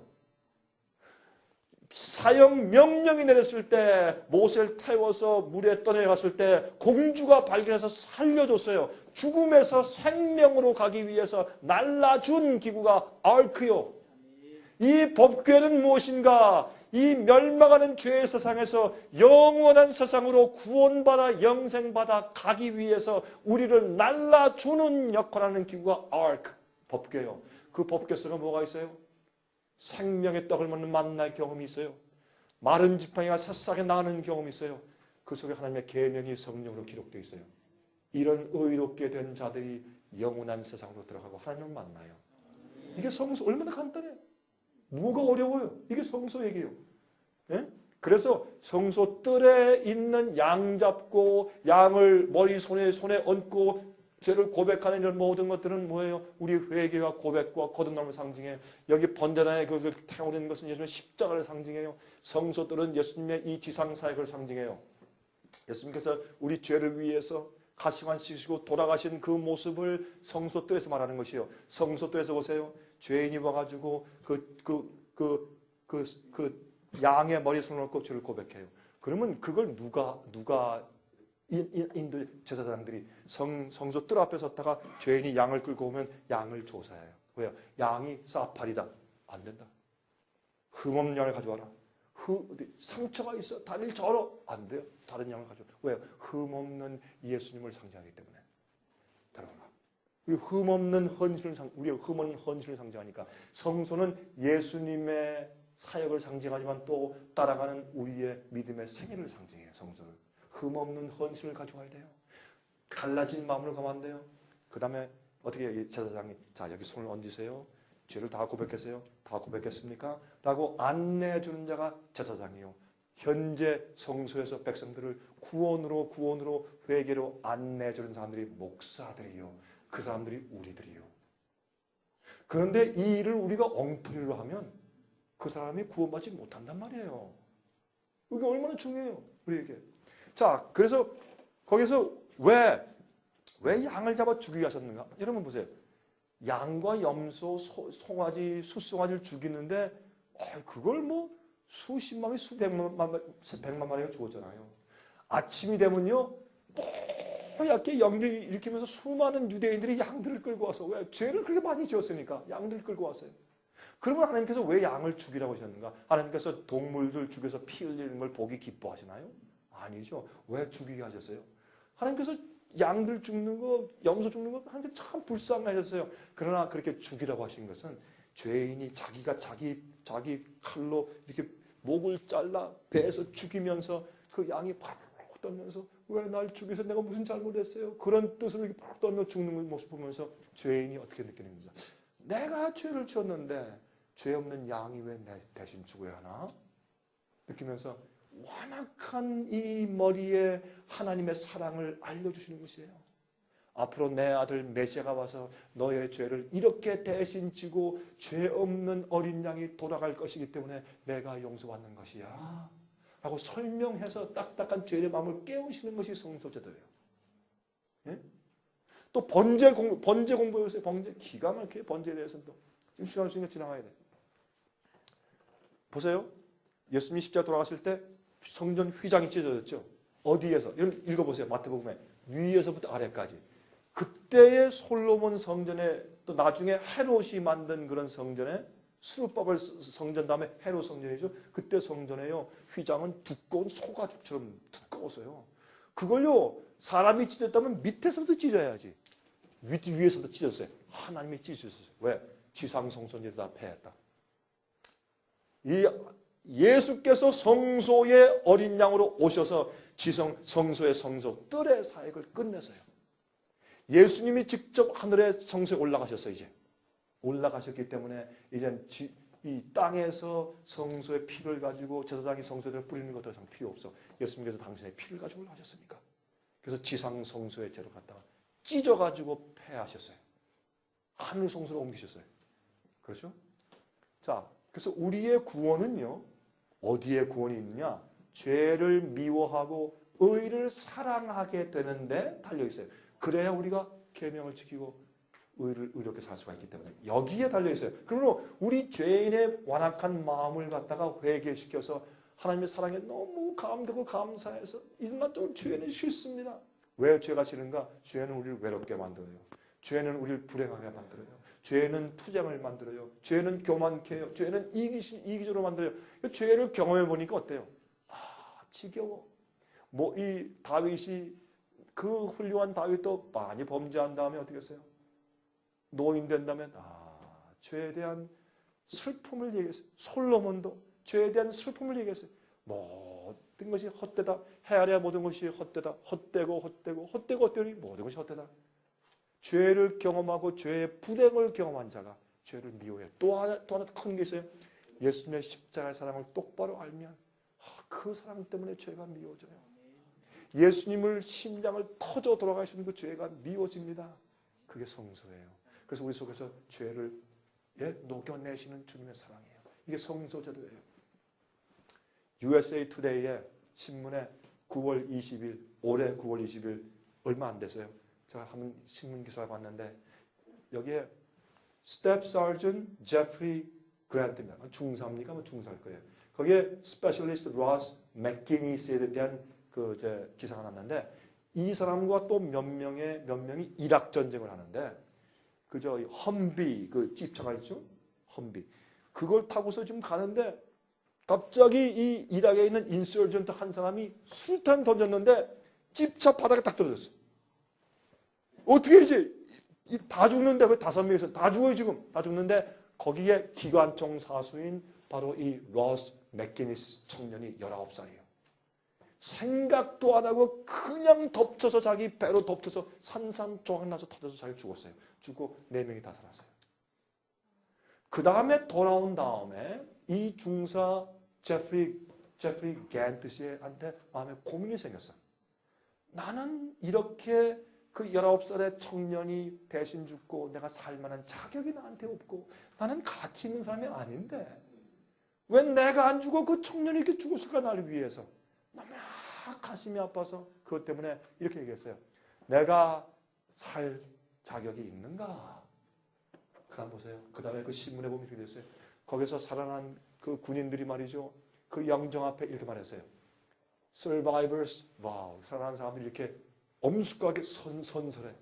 I try not to live my life in vain for what he's done. 그가 한 그 놀라운 그 일에 대해서 그 영웅적인 일이 헛되이 돌아가지 않게 내가 내 세계를 앞으로 열심히 잘 살겠다. 내가 사는 것은 어떻게 해요? 그 사람이 죽지 않고 있었으면 어떻게 살았을까? 난 그렇게 살겠다. 이게 예수님 얘기요. 우리가 십자가를 볼 때 예수께서 저렇게 날 위해 돌아가셨는데 주님이 사셨다면 어떻게 사셨을까? 이젠 주님이 내 죄를 위해 대신 돌아가시고 내가 살았으니 이제 내가 삶은 주님을 위해 사는 것이라. 이게 갈라디아 2장 20절 아니에요? 내가 십자가에 주와 함께 십자가에 못 박혔나니 그리스도와 함께 십자가에 못 박혔나니 이제부터 내가 사는 것이 아니라 내 속에 그리스도께서 사시는 것이라. 우리의 삶은 예수 위해 사는 삶이요. 이제 예수께서 사신 것처럼 살기 위해서 나를 굴복하는 것이요. 이게 성소 문제예요. 자 보세요. 여기 성소의 디자인 보세요.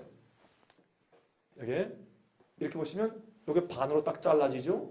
이게 100피트고 여기 50피트예요. 옛날의 피트는 지금보다 좀 더 컸어요. 그런데 성소의 반을 딱 자르면 이게 성소뜰입니다. 이게 디자인이에요. 성소, 번제단, 물두멍. 여기는 성소 첫째 칸, 둘째 칸 지성소. 여기에 7 근초대, 떡상, 분향단, 요거는 법궤. 이렇게 하는 것에서 디자인했어요. 왜 이렇게 디자인했어요? 한번 잘 보세요. 이 디자인 하실 땐 주님께서 의미가 있지 않겠어요? 이렇게. 성소 뜰을 보시면 중심이 어디 있어요? 번제단. 예수님의 십자가에 있어요. 어린 양이 죽임당하고 태워짐을 받는 번제물에 있어요. 이게 성소 뜰에 예수님의 사역의 중심이고 우리 경험의 중심이 돼야 돼. 예수님의 십자가가 우리 구원의 기초고 중심이요. 그런데 이쪽에 가보세요. 이쪽 오른쪽에 가면 중심이 어디예요? 법궤예요. 계명 있는 곳이요. 자, 이건 무슨 뜻이에요? 우리 죄를 대신 지시고 돌아가셔서 우리를 용서하시고 구원하셨어요. 그 이유는 뭐예요? 회개함으로 구원케 하셨는데 그 목적은 이렇게 여기서 구원받았다, 잘됐다, 이제 마음대로 해야 되겠다 그렇게 하라고요? 아니죠. 여러분들이 고속도로에 혹독도 위반하다가 경찰에 와서 딱 붙잡았습니다. 아유 좀 봐주십시오. 이 경찰이 가만히 있다. 내가 이건 한번 봐줍니다. 조심하십시오. 라고 말을 하고 딱지를 안 떼어줬어요. 그럼 여러분들이 어떻게 가면서 야 잘됐다. 용서받고 이제 해방됐다. 더 빨리 달리자. 그렇게 해요? 아니죠. 용서받은 자는 어떻게 해요? 용서받은 대로 이젠 똑바로 가야죠. 법을 지키면서. 그러죠? 마찬가지로. 여러분 살인자가 감옥에 들어갔는데 대통령이 사면을 시켜줬어. 그럼 살인당하면서 잘됐다. 용서받았다. 이제 나가서 한 2명 더 죽이자. 그래요? 아니죠. 용서받은 것에 너무 감격하고 감사해서 이제는 어떻게 해요? 깨끗한 시민으로 살려고 하겠죠. 그게 구원받은 자의 성품 아니겠어요? 그러므로 이 회개했을 때 우리를 구원하시는 이 목적은 어떻게 해요? 하나님의 계명을 순종하는 생활을 살도록 하시기 위해서 용서하고 구원해 주시는 것이요. 그렇죠? 이게 합리적인 얘기 아니에요? 성소에 있어서. 자, 성소뜰의 경험. 그렇죠? 번제. 제가 이걸 설명드리면 시간이 많으니까 제가 지나가겠어요. 번제는 우리의 매일의 헌신을 상징해요. 번제요. 가죽을 벗기고 이 배를 잘라서 이 속에 있는 내장을 전부 잘라내서 물에 씻어요. 그게 무슨 뜻이에요? 주님이시여 혹시 내 속에 아직도 감추어진 죄가 있나 보시고 다 꺼내 용서하시고 씻어주시옵소서. 내 생각과 묵상이 주 앞에 연락되기를 바라나이다. 그 기도예요. 성수의 기도예요. 정겹게 드는 거예요. 번제는 자기 이 양의 가죽을 벗겨 내 더러운 의를 벗기고 예수의 의의 옷을 입는 것이요. 내 속에 내장을 전부 꺼내서 물에 씻어. 물은 성령과 말씀을 상징해. 회개한 사람은 반드시 개혁이 있어야 돼. 자기 생의 죄를 고치고 돌이켜서 개혁이 없는 회개는 가짜 회개예요. 감정적인 회개예요. 오늘날 교회에서 어떻게 해요? 막 성령이 오셨네. 성령이 그렇게 박수치며 그렇게 이렇게 소리 지르고 찬미 부르면 성령이 떠나가요. 성령 오시는 것이 아니라 감정적으로 막 높여가지고 구원받은 것처럼 해주는 그런 예배 형식은 전부 다 가짜예요. 예배는 거룩하고 경건하게 드리라고 말씀을 했어요. 예배는 우리의 인간적인 감정을 선정적으로 일으켜서 눈물 흘리고 웃게 만드는 것이 아니에요. 여러분 텔레비전 연속 방송국 보다가도 울어요. 그게 성령의 역사입니까? 아니죠. 감정의 올라옴이 전부 성령의 역사가 아니에요. 성령은 조용한 음성으로 말씀한다고 얘기했어요. 엘리야가 어떻게 해요? 지진 날 때 하나님의 음성이 없었어요. 폭풍이 불 때 없었어요. 나중에 조용한 음성 가운데서 엘리야야 내가 왜 여기 있느냐 말씀했어요. 왜 그렇게 말씀했어요 성경에? 오늘 말이죠. 갈멜산 위에서 말이죠. 바알 선지자가 어떻게 예배드렸어요? 껑충 치며 막 노래 부르면서 자기를 자해하고 춤추며 예배했어요. 불 좀 주십시오. 성령을 주십시오. 그런데 엘리야는 어떻게 해요? 무너진 단을 쌓고 경건하게 무릎 꿇고 하나님이시여 이 백성들에게 참 하나님을 보여주시고 진리를 회복시켜 주십시오. 그때 하늘에서 불이 내려왔어요. 앞으로 엘리야가 생길 때 여러분들 앞으로 엘리야 노릇을 해야 돼요. 진리대로 감정적으로 구원받지 못한 사람들도 마치 구원받은 것처럼 그런 감정적인 그런 움직임이 아니라 성경 말씀대로 진짜 성령으로 그들 마음 가운데 평안과 의의 경험이 있게 하셔야 합니다. 예? 전부 씻어내야 돼요. 말씀으로 개혁해야 돼요. 보세요. 번제는 우리 복음의 경험을 말하는 것입니다. 이슈는 뭐예요? 인류는 비록 죄인일지라도 사탄과는 다른 입장에 있어요. 왜? 루스벨은 하늘에서 하나님의 영광의 빛 가운데서 범죄했어요. 그는 하나님의 큰 사랑의 계시가 그에게 주어져서 다 알면서 범죄했어요. 그래서 은혜 시간이 끝난 거예요. 알면서 계속 성령의 은혜를 거절하고 계속 범죄하면 그 사람은 점점 우둔해져서 은혜 시간이 끝나버려요. 살아서 있는데도 더 이상 성령의 은혜가 감지가 안 돼요. 왜? 마음이 완악해지고 그 심령이 화인 맞았기 때문에 성령을 거절한 죄는 바로 그런 죄예요. 그런 죄예요. 그런데 우리는 사탄은 하나님의 품성을 이해하고 그분의 선하심을 알면서도 자기 자신의 이기적이고 독자적인 생각을 따르기로 선택했던 것입니다. 이 선택은 그에게 결정적인 것이었어요. 더 이상 하나님께서 그를 구원하시기 위해서 하실 수 있는 일이 없었어요. 그러나 우리 인류들은 어떻게 해요? 속임을 당했으며 사탄의 궤변에 의해서 우리의 마음이 어두워졌어요. 그래서 우리 사람들에게 하나님의 사랑의 높이와 깊이를 우리가 알지 못해요.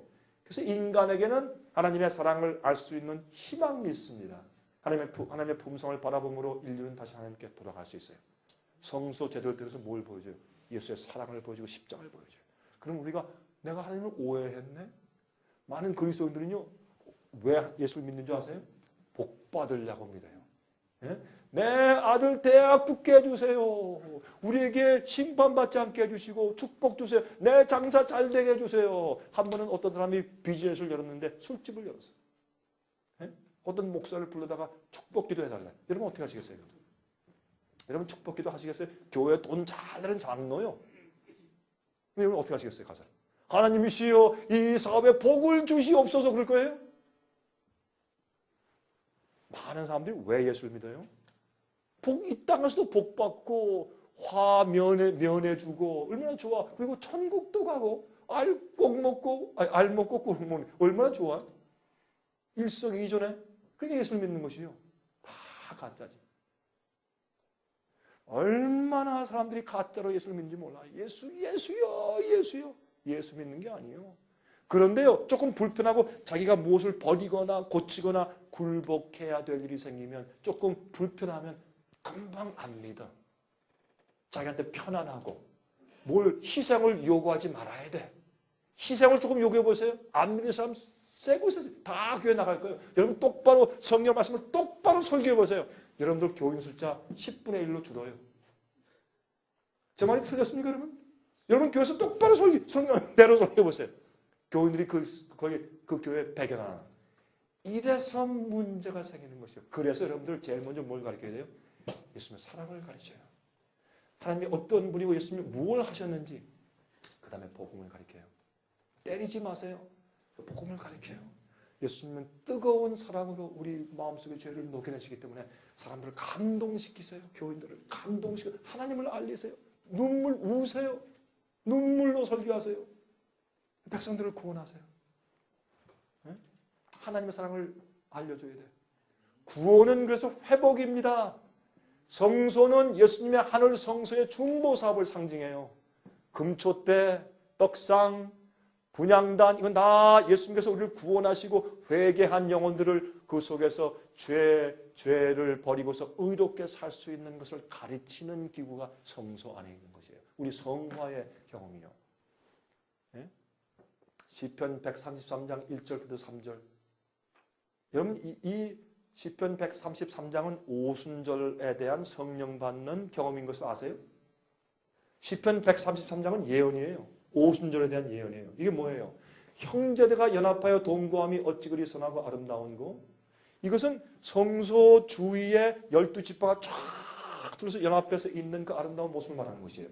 그 다음에 보배로운 기름이 수염 아론의 수염에 흘러서 그 옷깃까지 내린 것 같고. 이게 무슨 말이에요? 모세가 아론을 대제사장으로 안수할 때 어떻게 제일 전에 하얀 제사장 옷에다 파란 에봇을 만들어 입히고 그 가운데 그 판결패가 있어 거기에 12돌이 있죠. 12지파 상징하고 우림과 둘림이 있고 여기에 또 홍보석이 2개 있고 거기에 6지파씩 이렇게 새기고 그렇죠. 그걸 다 입힌 다음에 어떻게 했어요? 그 위에 머리에다가 뭘 했어요? 예? 기름을 부었어요. 이렇게 기름을 크게 부으니까 어떻게 그게 기름은 뭘 상징합니까? 성령. 그러니까 수염을 통해서 쭉 내가지고 옷을 타고 내려가서 어떻게 그게 나중에 땅에 두두두두둑 떨어지는 거예요. 그게 오순절의 성령이 임한 거예요. 그 상징에 대한 예언인데 왜 그러냐? 예수님이 부활하고 승천하신 다음에 하늘에 올라가서 나타나셔서 뭐가 되셨다고 히브리서 말해요? 우리를 대신해서 대제사장이 되셨다. 우리를 대신해서 하나님 아버지 앞에 나타나셨다. 그렇게 설명했어요. 그게 무슨 말이냐? 제사장이 없으면 우리 죄의 용서가 없어요. 예수님이 당신의 피를 가져가서 모든 죄인들에게 회개하는 죄인들에게 당신의 피를 적용시키고 근데 주님은 이 땅에 살아왔기 때문에 우리를 어떻게 도와줄 줄 아시고 또 하나 이 사람이 진짜 믿음인지 가짜 믿음인지 아세요. 예수님은 진짜 심판자요. 의로운 대제사장이요. 근데 예수님께서 보세요. 오순은 50이죠. 펜타코스트 50이에요. 50이에요. 그러면 어느 날부터 50일째예요. 어느 날부터 계산해서 50일째 성령이 내려서 오순절이에요. 어느 날부터? 요제절부터. 6월절 날 예수님이 십자가에 돌아가셨죠. 6월절 양이니까 6월절 날 오후 3시에 between evenings 오후 3시에 6월절 양 잡는 시간에 딱 돌아가셨어요. 예수님이 바로 그 시간에 6월절 양이시죠. 그 다음에 3일째 되는 날 부활했기 때문에 요제절부터 3일째 되는 날 아침에 성소에 가서 첫 단을 가져다가 흔들었어요. 이렇게 왜 흔들어요? 하나님께서 이 땅에 오셨습니다. 메시아가 오셨습니다. 그리고 올라가셨습니다. 부활을 말하는 거예요. 내려오신 성육신과 부활을 말하는 거예요. 흔들었어요. 주님의 축복이 위에서 옵니다. 우리가 찬송을 드립니다. 요제절이요. 흔드는 거. Wave offering. 그건 예수님의 부활을 상징해요. 예수께서 부활하신 날 아침부터 50일째가 오순절이요. 오순절 날에 시내에서 이스라엘 백성에게 율법을 주신 날이요. 오순절 날은 어떤 날인가 하면 추수하는 날인데 여러분 그거는 무슨 추수요? 미래 추수요. 처음엔 보리 추수요. 이젠 미래 추수요. 추수될 때에 어떤 일이 생겨요? 여러분 그때의 오순절 날에는 추수한 것을 갈아가지고 떡 2개를 만들어서 그러니까 first fruit, 첫 열매를 바치라. 왜 떡 2덩이예요? 이제부터 유대인들 플러스 이방인들. 그게 뭐예요? 이제는 초대교회가 생기는 것이에요. 떡 2덩이를 바치라 했어요. 첫 열매예요. 이게 다 성소에 엄청난 의미들이 숨어 있어요, 여러분. 그런데 보세요. 왜 50일 만에 성령이 임하냐 말이에요. 예수님께서 부활하신 다음에 이 땅에 며칠 계셨어요? 40일. 왜 40일이요? 제자들에게 가르치시려고. 이 시편과 모세의 책, 율법책에서 율법과 선지자를 통해서 어떻게 해요? 내가 성경에 예언된 메시아야. 자 봐라. 라고 다 성경을 다시 풀이해서 가르쳐서 그들이 참 전도자가 되게 하기 위해서 예수님께서 빨리 하늘에 올라가서 천사들과 살고 싶으시지만은 40일 동안 더 머물면서 인간들을 가르치셨어요. 그게 예수님께서 우리 사랑하시는 큰 사랑이에요. 40일 동안 가르치시고 하늘에 올라가서 열흘 동안 뭐 하는 것 같습니까? 그건 성경에 없어요. 근데 제가 이렇게 추측합니다. 나머지 열흘 동안은 뭐 하셨느냐? 하늘의 우주와 거민들과 하나님 아버지 앞에서 천사들 앞에서 증명하셨어요. 내가 이 땅에 가서 인간의 육체를 가지고 살면서 내가 죄를 안 짓고 의롭게 사는 것을 보여줬다. 그리고 내가 죄의 속죄물이 되었는데 이제 인간들이 내 속죄를 믿고 받아들일 때 구원받을 만큼 내 속죄가 완전하고 합당하냐? 보이신 것이. 하늘의 심판은요. 하나님께서 공개적이에요. 왜? 주님께서 슬쩍 안 하세요. 다 누구나 다 인정할 수 있게 보여주시는 것이에요. 그래서 기록책이 있고 책을 편다 그랬어요. 모든 우리에게 다 기록책이 하늘에 있어요. 우리 이름들이 다 있고.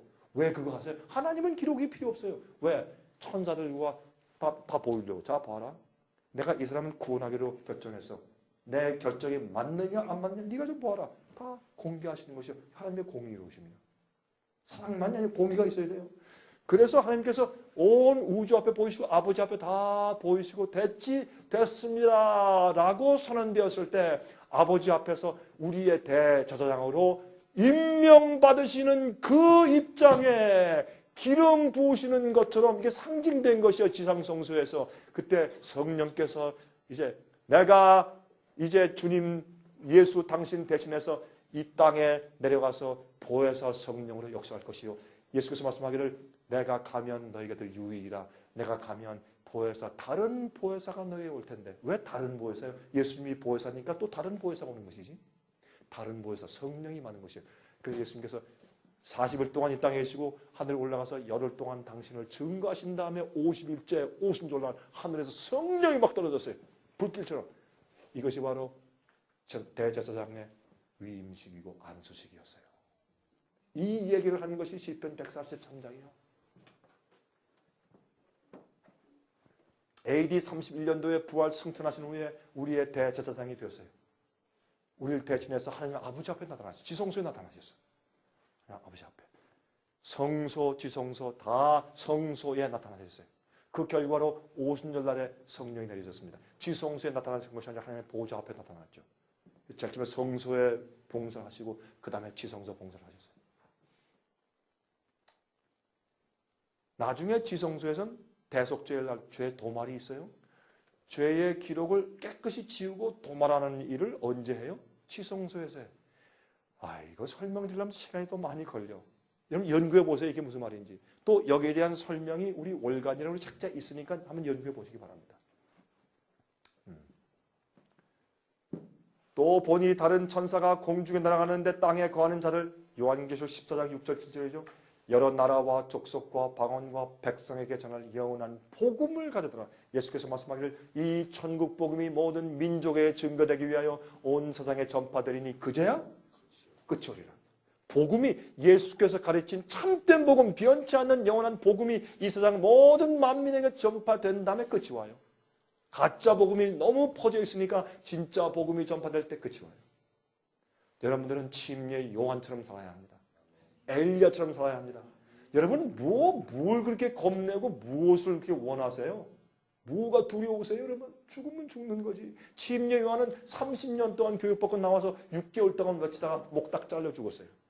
제가 볼 때는요 차라리 우리가요 짧고 굵게 살다가 죽는 게 낫지 오래 지리지리 살면서 말이죠. 예? 타협하는 것보다 그게 낫죠.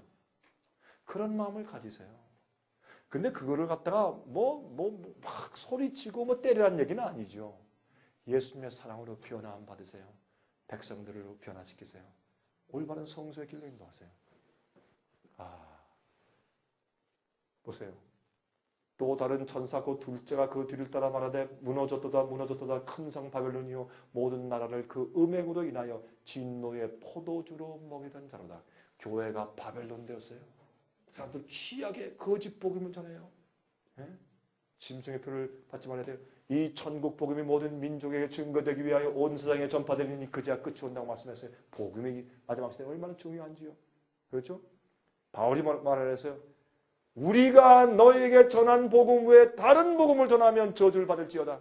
갈라디아 1장 7절부터 9절. 다른 복음이 있어요? 잘못된 복음이 있어요? 성경은 그렇게 말하고 있어요. 로마서 1장 16절 내가 복음을 부끄러워하지 않으니 이 복음은 모든 믿는 자에게 구원을 주시는 하나님의 능력이 됩니다. 파워예요, 파워. 우리를 변화시키는 파워. 죄로부터 해방해내고 건드리는 파워. 과거의 죄를 용서할 뿐만 아니라 현재의 죄의 파워에서 우리를 건져내시는 창조의 능력이 복음이에요. 보세요. 로마서 6장 죄가 14절 죄가 너희를 주관치 못하리니 이는 너희가 법 아래 있지 아니하고 은혜 아래 있습니다. 법 아래 있지 않고 은혜 아래 있다는 것은 우리가요 더 이상 법 지킬 필요 없다. 이젠 자유다 은혜다 그 뜻이 아니에요. 법 아래 있다는 것은 로마서에서 죄의 율법의 정죄 아래 있다 그런 뜻이에요. 율법이 더 이상 정죄를 받지 않아요. 왜? 죄에서 해방되었기 때문에 우리 죄를 더 이상 죄의 파워가 나를 주장하고 노예로 끌고 가지 못해요. 왜? 주님의 성령의 은혜가 내 속에 거하기 때문에. 계명을 지키는 경험이 생겨요. 이제 은혜 아래에 있어요. 여러분 로마서 5장을 연구하시면 이렇게 말씀했어요. 죄가 우리 속에서 왕노릇했는데 이제 은혜가 왕노릇한다? 그러면 죄도 파워고 은혜도 파워란 말이에요. 근데 죄가 많은 것에 은혜가 더 많다? 그건 무슨 말이에요? 죄보다 은혜의 파워가 더 크단 말이에요. 은혜는 파워예요, 여러분. 은혜는 그저 우리 뒤집어쓰고 봐주신다, 감사합니다. 이게 은혜가 아니라 은혜는 우리 속에서 죄의 본성이 막 꿈틀거릴 때 그것을 제어하고 성령의 은혜로 우리 속에서 역사해 주시는 그것이 은혜예요. 은혜가 왕노릇해. 죄가 왕노릇한 데서 은혜가 왕노릇해. 회개하고 저 앞에 굴복한 영혼 속에서. 그런즉 어찌하리요? 우리가 법 아래 있지 아니하고 은혜 아래 있으니 죄를 지으리요? 그럴 수 없느니라. 사람들이 이걸 자꾸 오해하는 거예요. 로마서 복음을. 반대로 얘기를 해요. 반대로. 18절 죄에게서 해방되어 의에게 종이 되었다. 해방되지 않으면 의로운 사람 된 게 아니에요. 칭의가 없는 거예요. 자기의 죄의 습관에서 회개하고 해방되었을 때 주여 감사합니다. 그때 의로움이 있는 것이에요. 22절 그러나 이제는 너희가 죄에게서 해방되고 하나님께 종이 되어 거룩함에 이르는 열매를 얻었으니 이 마지막은 영생이라. 얼마나 간단해. 왜 자꾸 오해하고 이상한 값싼 복음을 가르치자고 해. 네? 사람들을 혼돈시키면 안 돼. 그렇죠? 로마서 8장 1절부터 4절 그러므로 이제 그리스도 예수 안에 있는 자에게는 결코 정죄함이 없나니 예수만 믿으면 정죄함이 없다. 그게 아니라 여기에 영어 성경과는 이 뒤에 하나 붙어 있어요. 육체를 쫓지 않고 성령을 쫓아 행하는 자에게 결코 정죄함이 없다. 이렇게 딱 돼 있어요. 왜? 이제 의롭게 되었으니까. 이는 그리스도 예수 안에 있는 생명의 성령의 법이 죄와 사망의 법에서 너를 해방하였습니다. 율법이 육신으로 말미암아 연약하게 할 수 없는 그것을 하나님은 하시나니 곧 죄를 인하여 자기 아들을 죄 있는 육신의 모양으로 보내어 육신의 죄를 정하사 육신을 쫓지 않고 우리 죄의 본성대로 쫓지 않고 그 성령 영을 쫓아 행하는 우리에게 율법의 요구가 순종이 이루어지게 하려 하십니다. 예수님 안에서요? 아니에요. 우리 안에서. 주님이 순종하신 그 의를 우리 그저 받으면 끝나는 거예요? 아니에요. 주님의 그 순종이 내 순종이 될 수 있어요. 주님의 거룩하신 표준에 우리 계속 성장해야 되지만은 적어도 죄를 미워하고 의를 사랑하는 그 예수님의 마음이 우리 마음 가운데 들어와야 돼요. 그래서 너희 안에 이 마음을 품으라 곧 그리스도 예수의 마음이니. 그렇지 않습니까? 이렇게 해야 성서적이죠. 이제 곧 끝나겠습니다. 이 에베소 2장을 읽으시면 은혜가 뭔가 나와 있어요. 보세요. 너희가 그 은혜를 인하여 믿음으로 말미암아 구원을 얻었나니 이것이 너에게서 난 것이 아니요 하나님의 선물이라. 네? 우리는 그의 만드신 바라 그리스도 예수 안에서 선한 일을 위하여 지으심을 받은 자니 은혜는 이 은혜를 인해서 믿음으로 구원을 했어요. 은혜는 파워이기 때문에 그 은혜로 내 속에 의롭게 하시고 승리하는 경험과 능력을 내 속에 복음으로 베푸시기 때문에 그건 우리가 어떻게 우리 힘으로 안 되니까 믿음으로 그 은혜를 받아야 돼. 그 은혜를 통해서 믿음으로 그 구원이 내 속에 이루어졌어요. 그러면 어떻게 우리를 선할 일을 위해서 서로 창조하신 것이요. 선한 게 뭐예요? 의로운 것이요. 의로운 것이 뭐예요? 주님의 계명과 일치된 마음이에요.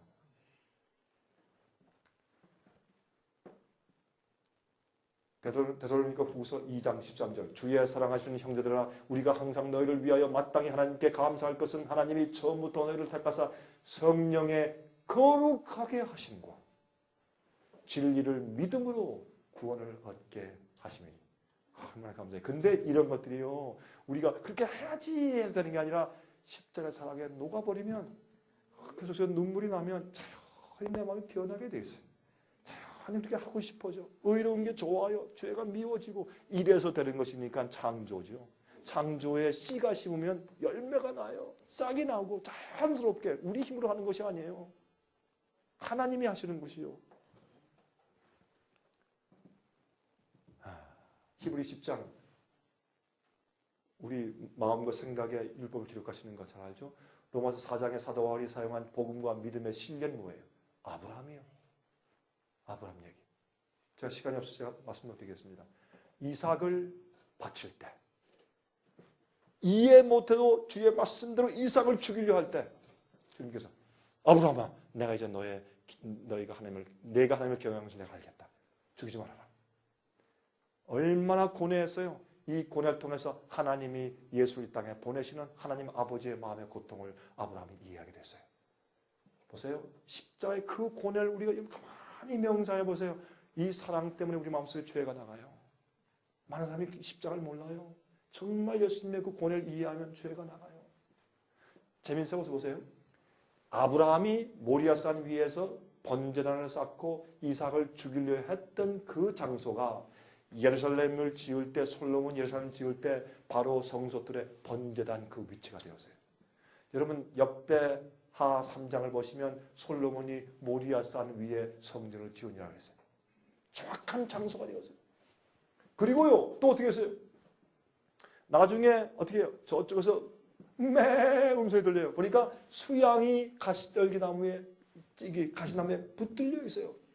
이것은 바로 그들이 머리를 들어봄에 저쪽에 수양이 있어요. 그것은 예루살렘 성전에서 번제단 그 장소에서 머리를 들어서 저기 보면 그것이 골고다 갈발이에요.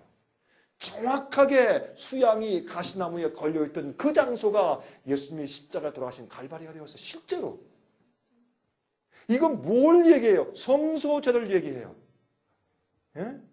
그래서 번제단에서 우리가 죄가 나가야 돼 우리 속에서. 그게 칭의요. 칭의는 예수를 믿으면 무조건 우리를 감싸주고 덮어준다. 그게 칭의다. 칭의만 있으면 구원 다 끝난다. 아니에요. 칭의는 그런 경험이 아니고 칭의는 우리 죄를 우리 속에서 녹아내시는 십자가의 경험이고 그 다음에 주님과 따라서 성소와 지성소로 들어가는 거룩한 열매를 맺는 성화의 과정이 있어야 돼요. 그것이 요한 웨슬레이 얘기예요. 요한 웨슬레는 그런 말을 하니까 이 방법론자에 가라. 그래서 출교당해서 장로교회가 출교시킨 사람이 요한 웨슬레이고 그래서 감리교를 세운 것이에요. 그걸 안 받아들였어요. 그 복음의 진전과 새로운 빛을 안 받아들였어요. 그래서 교회가 타락했어요.